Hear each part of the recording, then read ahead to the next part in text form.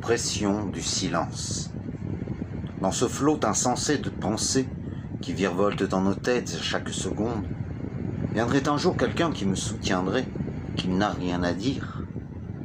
Cette expression volerait quelques secondes dans mes oreilles avant de rentrer dans mon tiroir aux expressions dont on perçoit le sens mais qui demeurent inappropriées. Cette expression serait au milieu de « je n'ai pas le temps », raccourci pour ne pas le prendre. Tout le monde a le temps. On l'emploie différemment, on le consacre à autre chose. Et le temps est comme la parole. On ne peut pas dire que l'on n'a rien à dire. À peine l'a-t-on dit que l'on vient de dire quelque chose. Il aurait fallu tourner cette fois sa langue dans sa bouche, et cela nullement pour ne rien dire, seulement pour prendre le temps de mieux dire. Pour y répondre à l'injonction d'une prise de parole comme ceci, je ne veux pas prendre plus la parole que ce que je viens de faire.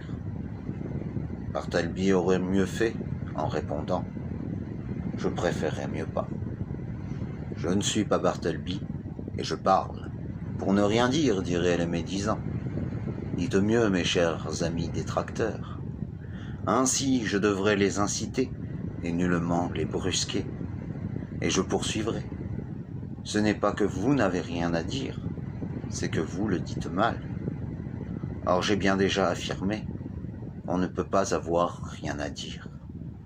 Nous nous réservons, nous écoutons des arguments. Et de là vient le moment où nous ne savons quoi dire, parce que trop dans la tête. Nous ne savons quels mots doivent être les premiers à sortir de notre glotte. On a trop à dire. Dans le film Human Traffic, un des personnages pense que nous avons trop d'imagination, pas assez de mémoire. La preuve en est que sans consultation documentaire, le nom du personnage ne me revient pas. Vous le comprenez, je n'ai pas pris le temps de regarder une nouvelle fois ce film. Regardons une fois encore cette question. Faut-il se taire quand on n'a rien à dire? Et demandons-nous bien qui définit le rien. Quelqu'un aurait pu venir me le dire? Me dire ce rien qui devrait nous faire taire? Tu es un clown, rien, car tu as aussi peu de consistance que ça. Pourtant d'aucuns pourraient prétendre que rien avoir à dire serait une bonne raison pour s'abstenir de parler. Que ne suivrait-il pas ce conseil préconisé? Néanmoins, ils seraient confiants. Ils auraient l'orgueil de croire pouvoir me couper le sifflet alors qu'ils ne devraient qu'être hués. S'ils suivaient leur logique, ils se tairaient. Je suivrais la mienne, me disant que même s'ils n'avaient certainement qu'à dire mal, il ne fallait pas qu'ils se taisent. Et je les écouterais avant d'éprouver leur raisonnement. Le rien à dire n'existe pas seul. Je me doutais à l'écriture que pouvait être confondu le rien à dire avec des propos oisifs ou dépourvus de signification. Le néant néantise, clamait Martin Heidegger. Il expliquait: le néant ne peut se néantiser que sur fond d'être. Si du néant peut être donné, ce n'est ni avant ni après l'être, ni en dehors de l'être, mais c'est au sein même de l'être, en son cœur, comme un ver. Cet imaginaire rien à dire n'existerait ainsi que dans le bien réel à dire. Ce n'est que par notre mutisme que surgit ce monstrueux rien à dire. Le supposé rien à dire n'existe donc pas seul. Dans un premier temps, je plongerai dans le monde du paradoxe pour remonter après, sans palier de décompression, vu que nous n'irons pas dans une profondeur extrême. Cette remontée s'effectuera par la nécessité de ne pas se taire. En dernier lieu, faisons dans la transition bateau pour rester dans le thème. Il faudra non taire, mais dire que le monde du silence n'est pas un monde qui se tait. Épiménide nous signalait le côté paradoxal de l'affirmation « cette phrase est fausse ». En effet, vous vous rendez parfaitement compte de l'ambigu de cette proposition. Faisons court. Si elle est fausse, elle est vraie. Si elle est vraie, elle est fausse. Si je viens à avoir raison, que le oui fut long, mais il fallait qu'il soit dit. Si le non est vrai, pourquoi pourquoi le faire si court? C'est que vous n'avez rien à dire, pourra-t-on essayer de me faire taire? Laissez parler la vie contraire. Je fais court car je veux le dire clair. Le long n'est pas l'apanage du vrai. Dans une dissertation, vous laissez parler les deux avis pour tenter de les faire se concilier, ce que l'on appelle le dépassement. Faites parler l'avis contraire pour qu'on puisse distinguer la voix du milieu.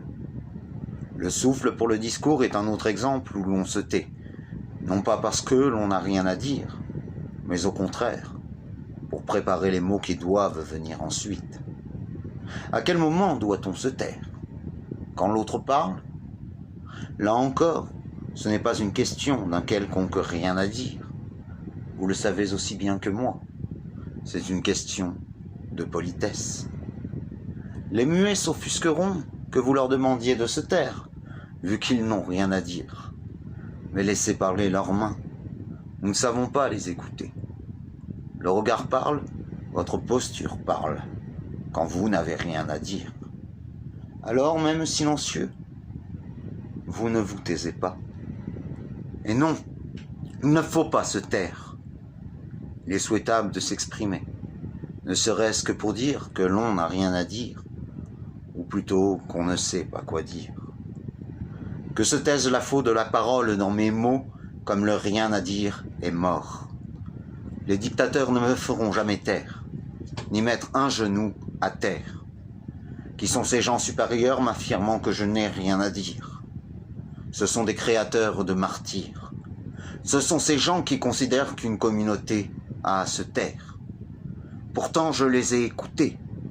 Je les ai laissés parler pour que vous entendiez leurs inconséquences, leur tyrannie du silence imposé. Ils ont eu le droit de parler, ceux qui voudraient l'enlever. Ils se sont élevés contre les propos stupides que même jugeaient ainsi en juge de la parole. Ils s'instituent une prérogative pour laquelle ils n'ont pas été nommés. En d'autres temps, ce sont les Indiens qui se faisaient juger sans âme et n'avaient pas à être jugés dignes de parler. En d'autres lieux, ce sont les femmes qui n'auraient que des niaiseries à dire qui se font taire. Faut-il se taire? Il ne faut pas.